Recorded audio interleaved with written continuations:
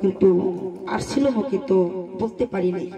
তো উনি তো গুরুজি গুরুর সম্মুখে বড় গলা কথাও কোয়া চলে না, শাস্ত্রে আছে মানা, এটি হয়েছে গুরুর ঘোষণা।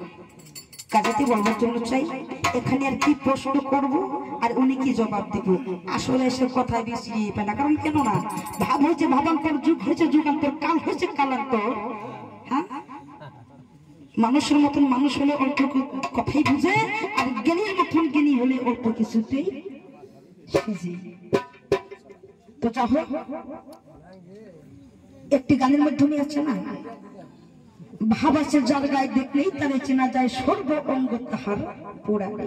ভাবের ভাবিক থাকলে পরে 5 জনের মধ্যে ভাবের দেশে বাইচ হইতে পারে। আর ওই ভাবিকের মানুষ শত শত থাকলে পরে সে জায়গায় কখনো ভাব জন্মিত হবে না।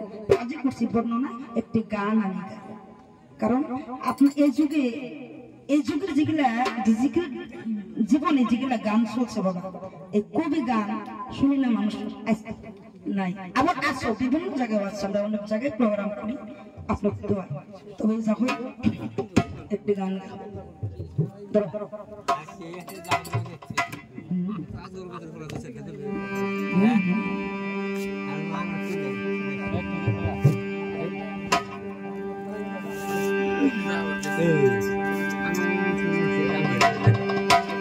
তুমি দেখা দিয়া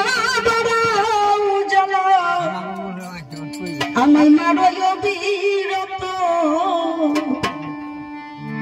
এই যেগুলা গান বাবা ভালো লাগে। তুমি